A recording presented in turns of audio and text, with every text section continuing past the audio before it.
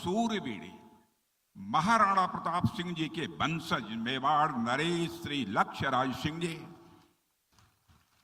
श्री जय कुमार रावल मंत्री, श्री अतुल सावे मंत्री, श्री संजय सिरसाट मंत्री, श्री अंबादास दानवे विरोधी पक्ष के नेता, डॉक्टर भागवत कराड़ राज्यसभा सदस्य और पूर्व मंत्री, श्री संदीपन मुमरे लोकसभा सदस्य, श्री जी श्रीकांत, श्री संजय केनेकर, श्री नारायण कुर्चे, श्री प्रशांत बंग, श्री प्रदीप जायसवाल, श्रीमती अनुराधा चौहान, श्री प्रवीण पवार, श्री दिलीप स्वामी, श्री विनय कुमार राठौड़, श्री कंवर सिंह बेनाडे, जय सिंह नारायण, यहां मौजूद मेरे सभी सम्मानित बहनों एवं भाइयों, 14 मई 2022 को इसी संभाजी नगर में एक सार्वजनिक सभा को संबोधित करने के लिए मैं आया हुआ था। भागवत कराड़ जी ने, जय कुमार जी रावल ने उस सभा को संबोधित करने के लिए मुझे आमंत्रित किया था।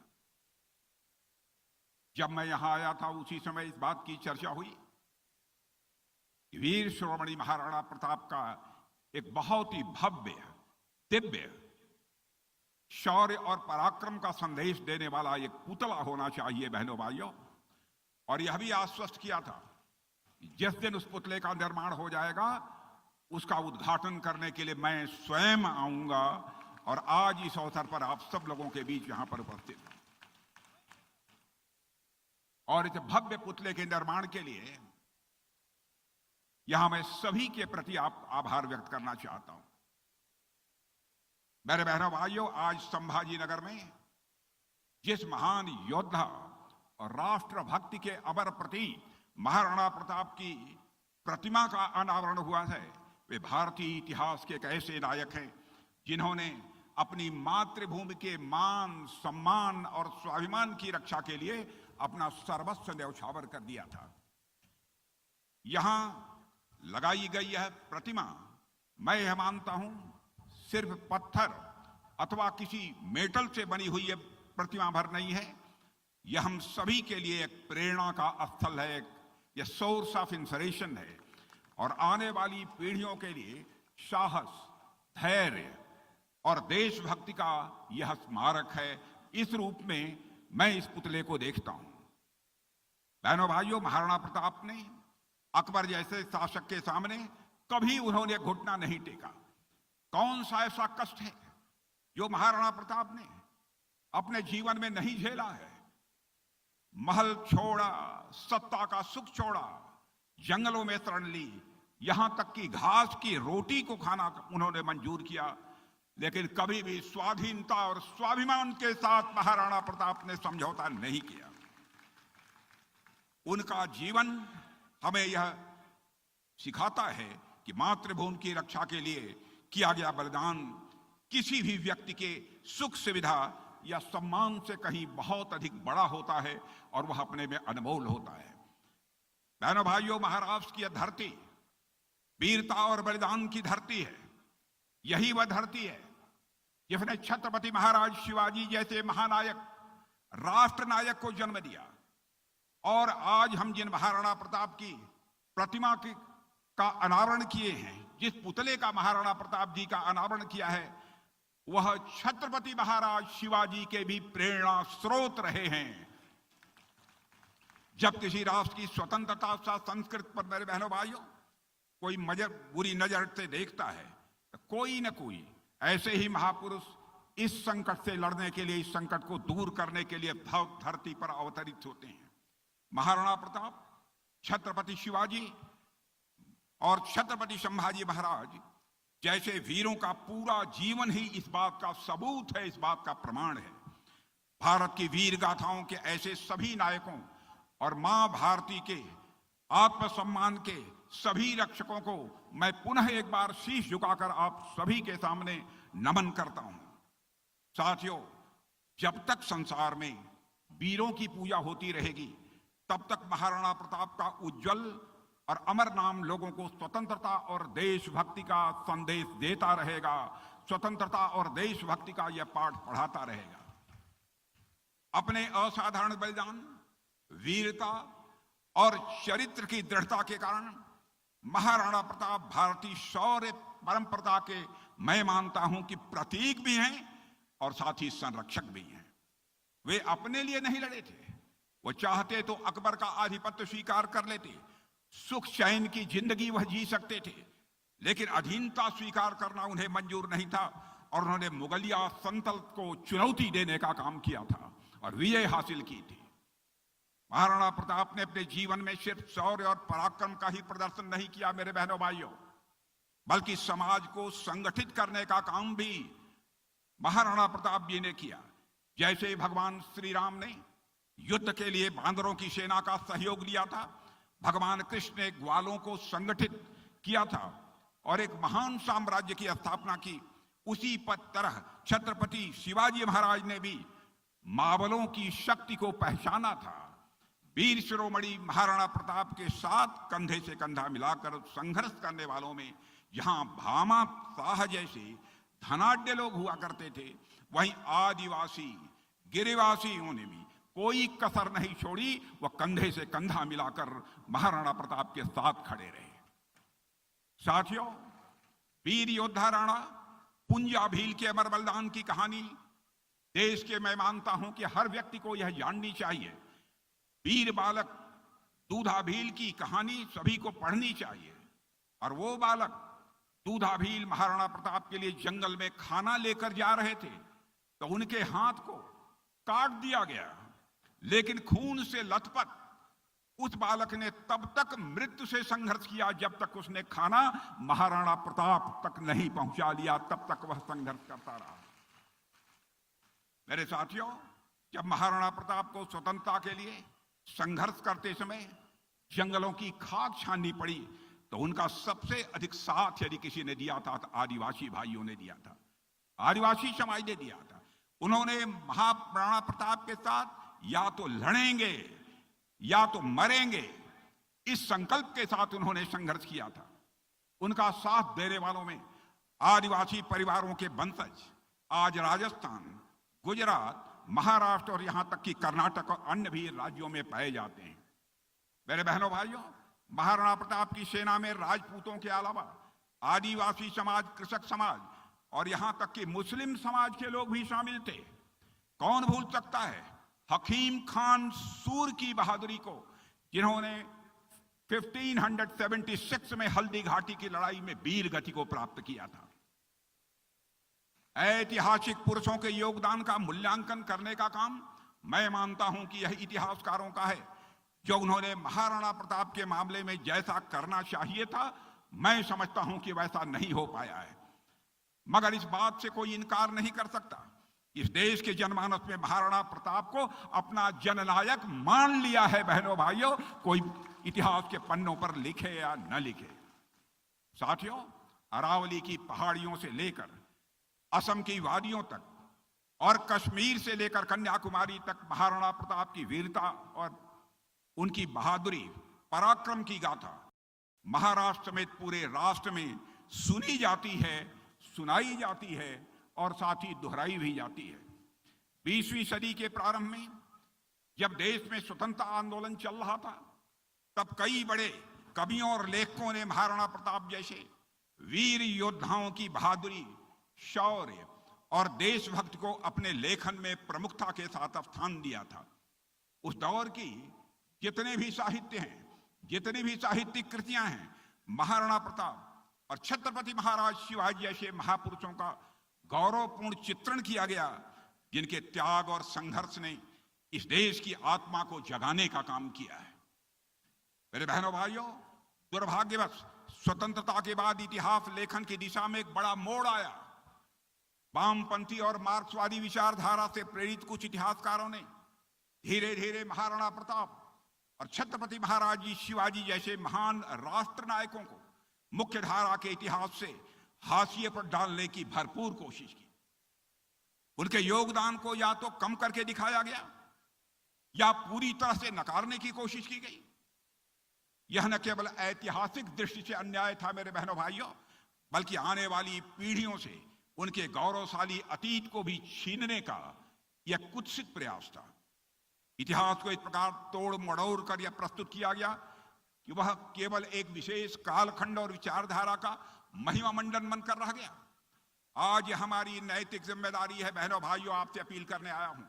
आज हम सबकी यह नैतिक जिम्मेदारी है कि हम अपने नौजवानों की पीढ़ी को सही इतिहास से परिचित कराएं, उन्हें यह बताएं कि महाराणा प्रताप और छत्रपति महाराज शिवाजी जैसे वीर पुरुष केवल इतिहास के पन्नों तक सीमित नहीं है, बल्कि वो हमारे प्रेरणा के एक जीवंत स्रोत हैं। उनके अद्भुत साहस, स्वाभिमान और राष्ट्र प्रेम से बेहतर उदाहरण युवा पीढ़ी के लिए आज के दिन में और कुछ दूसरा नहीं हो सकता। मेरे बहनों भाइयों, हमें यह भी सुनिश्चित करना होगा कि आने वाली पीढ़ियां उन महान आत्माओं के बलिदान को जानें और उनके परचिन्हों पर चलकर अपने राष्ट्र के लिए कुछ करने की वह प्रेरणा लें। यही सच्चा इतिहास है और मैं मानता हूं यही हमारा कर्तव्य भी है। मेरे बहनों भाइयों, हमें कैसा इतिहास पढ़ाया गया?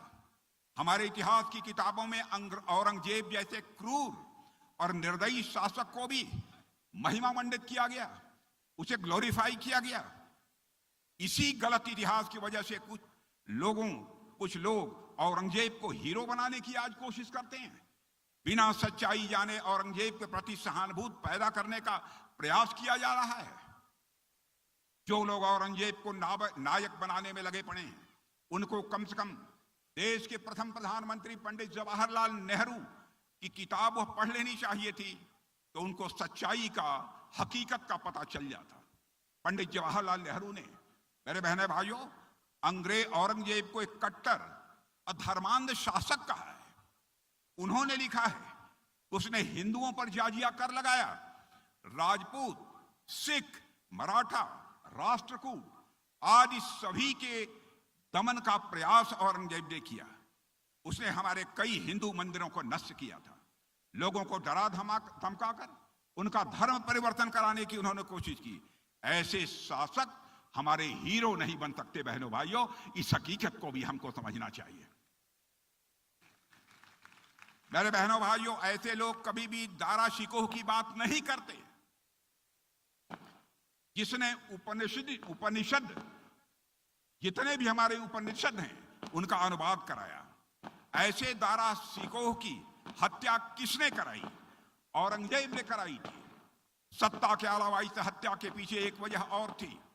वह वजह थी दारा शिकोह योगियों और सन्यासियों का सम्मान करता था, वेदों को और साथ ही कुरान को समान मानता था, और वह मानता था कि इस्लाम और सनातन संस्कृति के मूल में एक ही सत्य है। और औरंगजेब यह सब कैसे बर्दाश्त कर पाता? उसने दारा शिकोह को विधर्मी करार कर दिया और औरंगजेब द्वारा दारा शिकोह की हत्या के पीछे सत्ता के अलावा, मेरे बहनों भाइयों, सनातन संस्कृति के प्रति एक घृणा का भाव था। जैसे ही तथाकथित सेकुलरवादी लोग दारा शिकोह की बात नहीं करते हैं, उसी प्रकार आदिल शाह सूफी की बात भी नहीं करते हैं। आदिल शाह सूफी के कई फरमान देवी सरस्वती की वंदना से शुरू होते हैं। मेरे बहनों भाइयों, उन्होंने बीजापुर का नाम बदलकर विद्यापुर यानी शिक्षा का शहर कर दिया था। आदिल शाह सूफी ने बीजापुर का नाम बदला था। अगर हमने औरंगाबाद का नाम बदलकर संभाजी नगर कर दिया तो क्या पाप कर दिया है हम लोगों ने? औरंगजेब रोड का नाम बदलकर doctor APJ Abdul Kalam road रख दिया है, तो हमने क्या अपराध किया? औरंगजेब की शान में, मेरे बहनों भाइयों, औरंगजेब की शान में कसीदे पढ़ने का काम कुछ लोग हैं जो करते हैं, या फिर पाकिस्तान की किताबें, वो भी औरंगजेब की कसीदे करती हैं। पाकिस्तान में बाबर, तैमूर, औरंगजेब, गोरी, गजनवी के कसीदे पढ़े जाएं तब तो यह बात समझ में आती है, क्योंकि उनकी पॉलिसी, उनकी नीति और उनकी पॉलिटिक्स दोनों एंटी इंडिया है। आप गौर करिए, उन्होंने, पाकिस्तान ने जो भी मिसाइलें बनाई हैं उनका नाम बाबर, गोरी, गजनवी जैसे हमलावरों पर रखे गए हैं। पाकिस्तान का इंडिया स्टैंड हम समझ सकते हैं, मगर इन लोगों की क्या मजबूरी है जो नहीं समझते हैं? क्या उन्हें यह लगता है कि बाबर, तैमूर, औरंगजेब, गोरी, गजनवी के समर्थन करने से उन्हें मुस्लिम समाज का समर्थन मिल जाएगा? मैं मानता हूं कि ऐसा करके वह देश के मुस्लिम समाज का भी अपमान कर रहे हैं। मेरे बहनों भाइयों, हम मजहब की राजनीति नहीं करते हैं। हमारे लिए सब भारतीय समान हैं, चाहे किसी भी जाति के हों, किसी भी पंथ के हों, किसी भी मजहब के हों। यह बात हमने अपने पूर्वजों से सीखी है। हमारे आराध्य छत्रपति महाराज शिवाजी रहे हैं। हमारे पूर्वजों ने कहा है, यत् पिंडे तत् ब्रह्मांडे, जो पिंड में है वही ब्रह्मांड में है, जो जड़ में है वही चेतन में है, जो छोटे में है वही बड़े में है, जो सूक्ष्म में है वही विवर्त में है, जो मेरे में है वही तेरे में है। यह हमारे पूर्वजों ने हमको संदेश दिया है। यही हमारी सनातन संस्कृति है। हमारे आराध्य छत्रपति शिवाजी महाराज से हमने सीखा है। हमने वीर शिरोमणि महाराणा प्रताप जी से सीखा है, जिन्होंने अपने लोगों के साथ मजहब के आधार पर कभी भी भेदभाव नहीं किया है, जिन्होंने हमेशा राम राज्य के आदर्शों के अनुकूल जनहिताय सर्वजन सुखाय, सर्वजन हिताय सर्वजन सुखाय की नीति पर बराबर उन्होंने काम किया है। हमारे आदर्श इस्लाम और मुसलमान विरोधी बिल्कुल नहीं थे। मैं दो टूक शब्दों में करना चाहता हूं। हकीम खान सूरी हल्दी घाटी के युद्ध में महाराणा प्रताप के साथ और मुगलों के खिलाफ लड़े थे। छत्रपति शिवाजी महाराज की सेना में भी मुस्लिम समाज के लोग थे। मेरे बहनों भाइयों, छत्रपति शिवाजी महाराज के अंगरक्षकों में सबसे भरोसेमंद सेवक मदारी नामक एक मुस्लिम युवक था, जिससे आप परिचित होंगे। ऐसे महाराणा प्रताप और छत्रपति महाराज शिवाजी हमारे नायक हैं, हमारे नायक हैं, हमारे नायक हैं। साथियों, जैसा कि मैंने पहले कहा कि छत्रपति शिवाजी महाराज महाराणा प्रताप को अपना आदर्श मानते थे। शिवाजी महाराज ने महाराणा प्रताप की गुरिल्ला युद्ध प्रणाली से प्रेरणा ली थी। बहुत आदर सम्मान से महाराणा प्रताप के पोते से शिवाजी महाराज ने उनका चित्र भी मंगवाया था। यह भी इतिहास के पन्नों पर वर्णित है। महाराणा प्रताप हमारे स्वतंत्रता संग्राम में भी बहुत लोगों के नायक और प्रेरणा स्रोत थे। रास बिहारी बोस, नेताजी सुभाष चंद्र बोस एवं अन्य युवा क्रांतिकारी महाराणा प्रताप के जीवन से हमेशा ये लोग प्रेरणा लेते रहे हैं। आजादी की लड़ाई जो भी स्वतंत्रता संग्राम सेनानी थे, वह महाराणा प्रताप और छत्रपति महाराज शिवाजी के जीवन इतिहास से प्रेरणा लेते थे।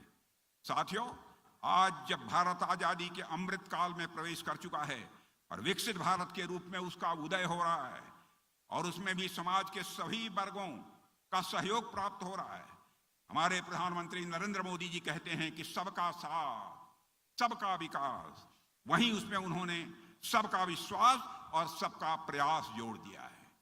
उसका करिश्मा यदि सुनना चाहते हैं, करिश्मा सुनना चाहते हैं, आज के 10 वर्ष, 12 वर्ष, 15 वर्ष पहले भारत यदि अंतर्राष्ट्रीय मंचों पर कुछ बोलता था तो भारत की बातों को जिस गंभीरता पूर्वक लिया जाना चाहिए नहीं लिया जाता था। लेकिन आज भारत की हैसियत बन गई है। इंटरनेशनल फोरम पर, अंतर्राष्ट्रीय मंचों पर भारत कुछ बोलता है तो दुनिया कान खोलकर सुनती है भारत बोल क्या रहा है। यह हमारी हैसियत बनी है। धन दौलत के मामले में, देश की इकोनॉमी के मामले में जो हमारा भारत 2014 में 11वें स्थान पर था, वह जंप लेकर आज 5वें स्थान पर आ गया है। और बड़े बड़े फाइनेंशियल फर्म्स अब यह दावा कर रही हैं कि भारत जिस तेजी के साथ मोदी जी के नेतृत्व में आगे बढ़ रहा है, मेरे बहनों भाइयों, 2027 आते आते आज के 2.5 वर्ष के बाद भारत दुनिया के टॉप 3 कंट्रीज में यहाँ की अर्थव्यवस्था आकर खड़ी हो जाएगी। यह है हमारा भारत। और जिस तरीके के समाज विरोधी राजनीति कुछ लोगों के द्वारा की जा रही है, यह न तो महाराणा प्रताप की सोच के मुताबिक है और न तो छत्रपति महाराज जी शिवा के सोच के मुताबिक है। मुझे लगता है कि आज जब हम महाराणा प्रताप की प्रतिमा का अनावरण समारोह में यहां मौजूद हैं, यह बात हम सबको निश्चित रूप से समझनी चाहिए। साथियों, इससे ज्यादा कुछ न कहते आइए हम सब मिलकर यह प्रतिज्ञा करें कि इस प्रतिमा को, इस पुतले को केवल श्रद्धा से नहीं देखेंगे, बल्कि इसे अपना सोर्स ऑफ इंस्पिरेशन, प्रेरणा का स्रोत मानकर हम चलेंगे। यह मैं आप सबसे अपील करना चाहूंगा। हर कदम राष्ट्रहित, समाज हित और सांप्रदायिक सौहार्द को मजबूत करने में हम उठाएंगे। इन्हीं शब्दों के साथ आइए मेरे साथ बोलिए, वीर शिरोमणि महाराणा प्रताप की, छत्रपति महाराज शिवाजी की, महाराष्ट्र की, संभाजी महाराज की, भारत माता की।